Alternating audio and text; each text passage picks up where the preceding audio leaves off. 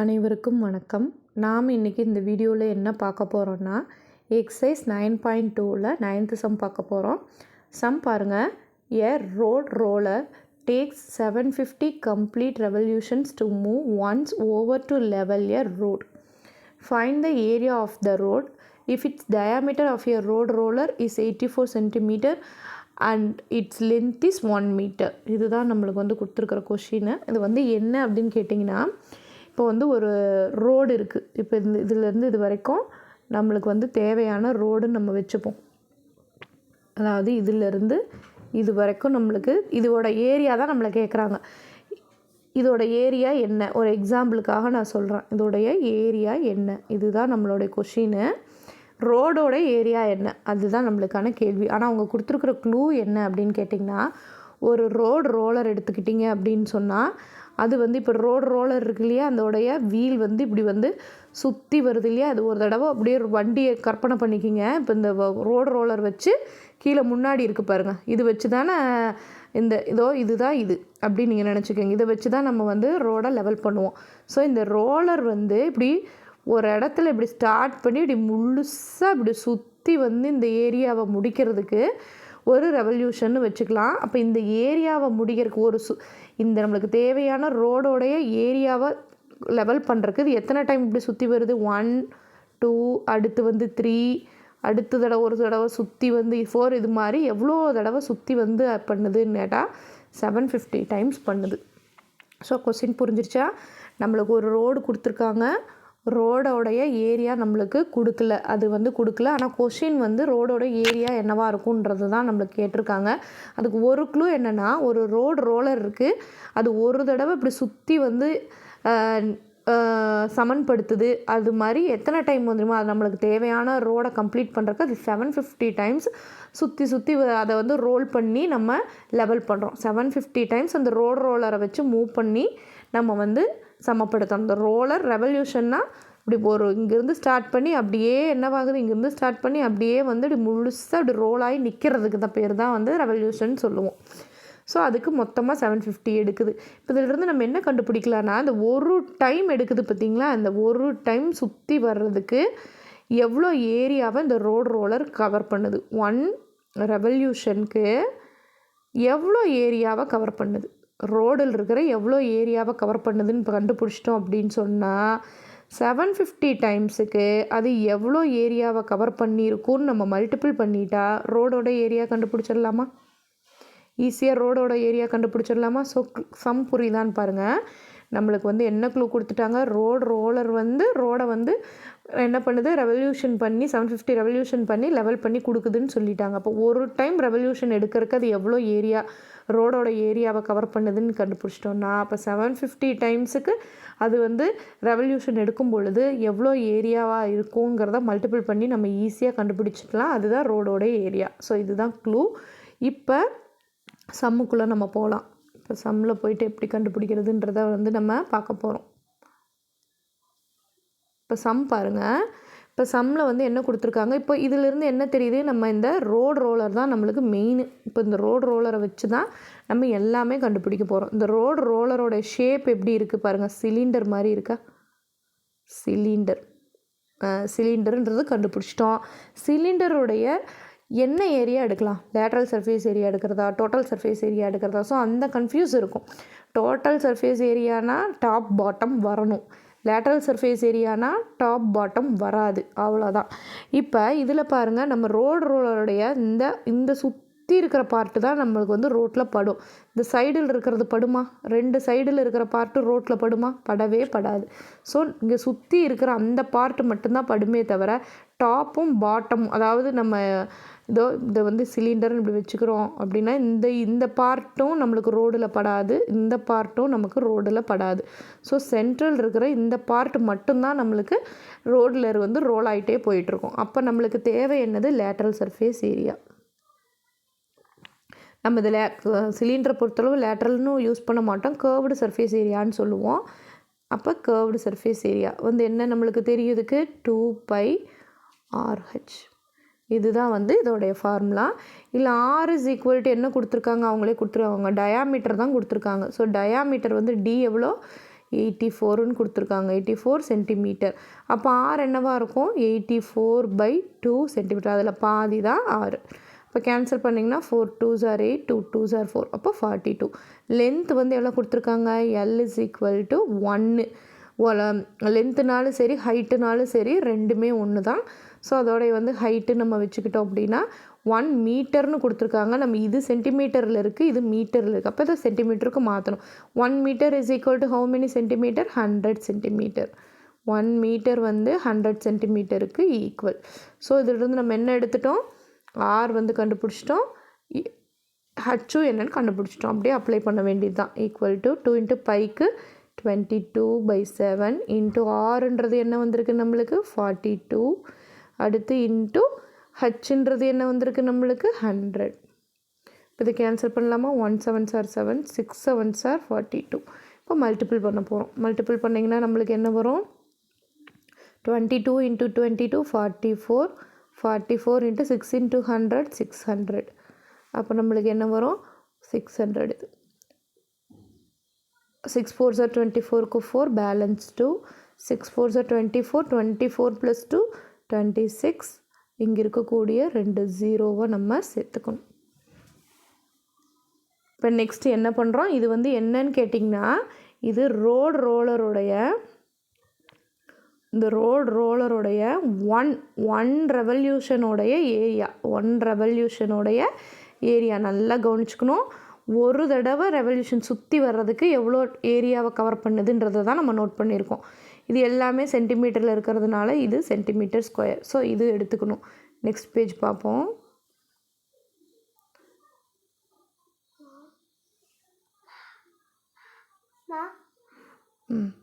இப்போ நெக்ஸ்ட் பேஜில் பார்ப்போம். என்ன வந்திருக்கு நம்மளுக்கு? 1 ரெவல்யூஷனுக்கு ரோடு ரோலரோட ஏரியா எவ்வளோன்னு எடுத்திருக்கோம். ரோடு ரோலரோடைய ஏரியா என்ன வந்திருக்கு? 26400 centimetre square.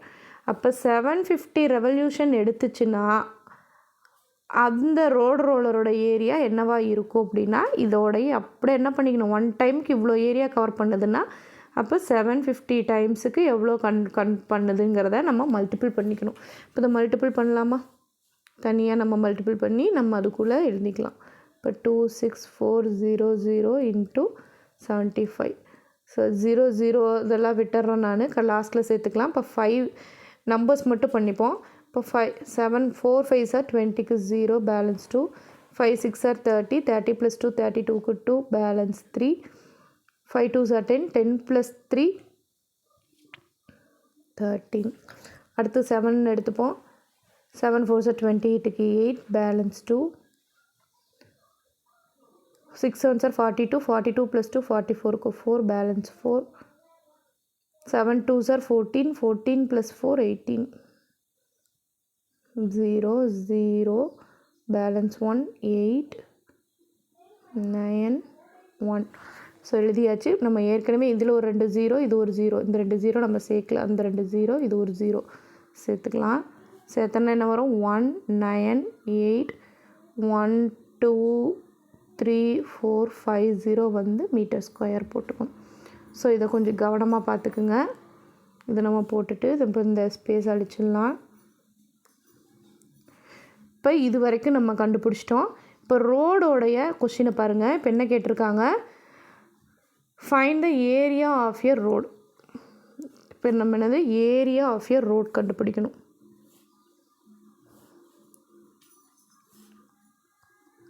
Area of a road போட்டுட்டு அதுவும் இதுவும் ஈக்குவல் தான்.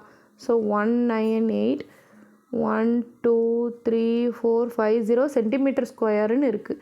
நம்ம சென்டிமீட்டர் ஸ்கொயரில் நம்ம சொல்லலாமா? நம்ம எப்பயுமே ரோடை வந்து மீட்டரில் தான் நம்ம சொல்லுவோம். ஸோ மீட்டரில் எப்படி மிஸ் நான் கன்வெர்ட் பண்ணுறது?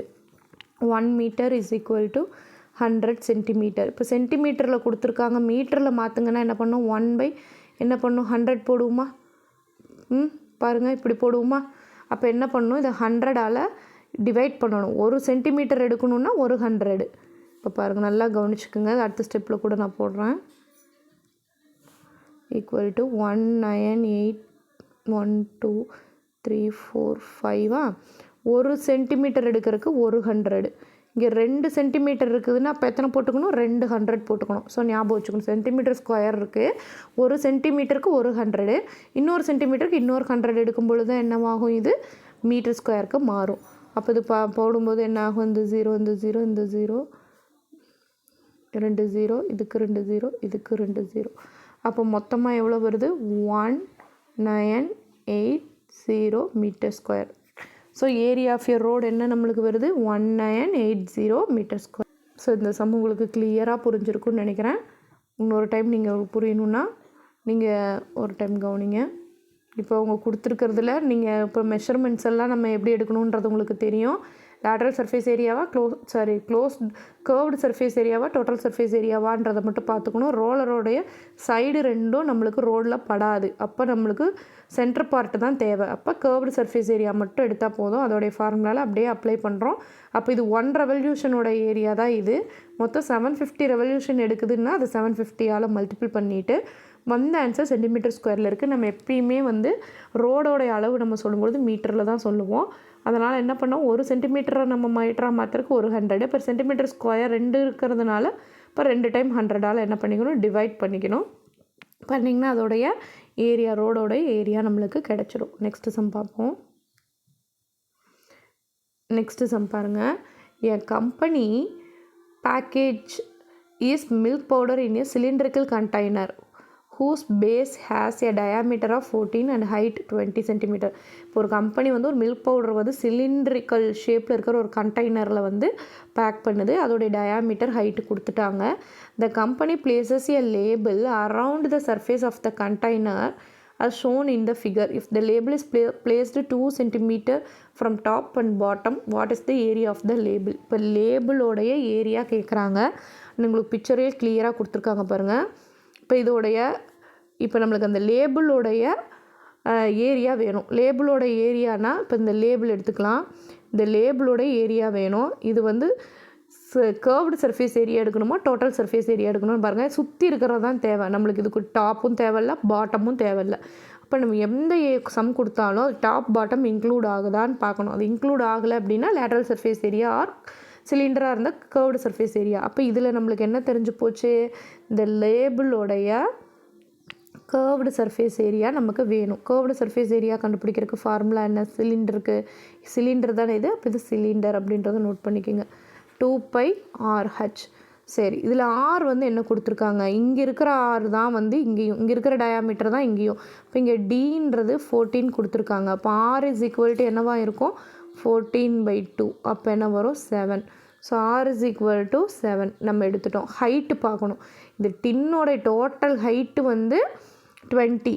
ஆனால் இங்கே லேபிளோடைய ஹைட்டு தான் நம்மளுக்கு வேணும். அதில் என்ன சொல்லிட்டாங்க, இந்த 2 விட்டுருங்க, இந்த 2 விட்டுருங்கன்ட்டாங்க.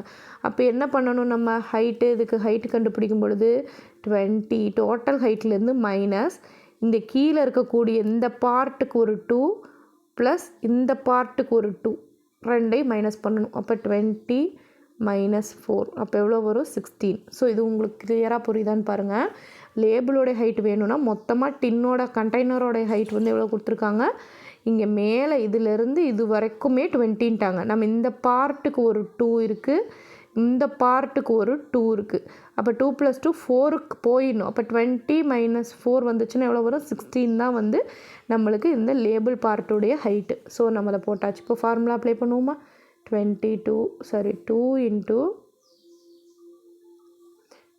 இன்ட்டு பைக்கு 22/7 இன்ட்டு ஆர் 7 கண்டுபிடிச்சிட்டோம். ஹெச் 16.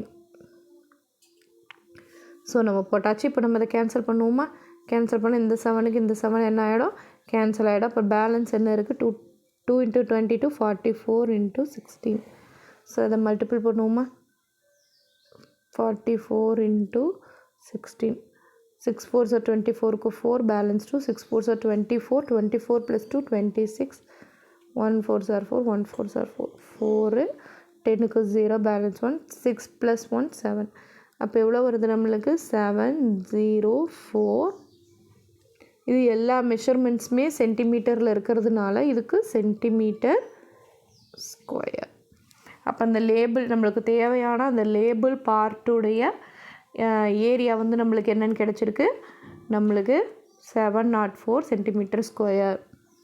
நமக்கு ஃபைனலாக நம்ம முடிக்கும் பொழுது the area of the label is the area of the label is 704 centimetre ஸ்கொயர்னு முடிச்சிடணும். ரொம்ப சிம்பிள்.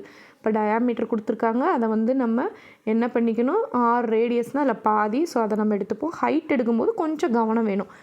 லேபிளோட ஹைட்டு தான் வேணும். நம்மளுக்கு டின்னோட ஹைட் கொடுத்துருக்காங்க, அவசரப்பட்டு போட்டுறக்கூடாது. அப்போ டாப் டூ பாட்டம் டூ அதிலேருந்து லெஸ் பண்ணிவிட்டு மீதி இருக்கிறத ஹைட்டுன்னு எடுத்துகிட்டு அப்படியே நம்ம வந்து இந்த என்ன கர்வ்டு சர்ஃபேஸ் ஏரியா வேணுமா டோட்டல் சர்ஃபேஸ் ஏரியா வேணுமா அதை நல்லா திங்க் பண்ணணும். டாப் பாட்டம் சேர்ந்தால் தான் டோட்டல் சர்ஃபேஸ் ஏரியா. நம்மளுக்கு அது தேவையில்லை.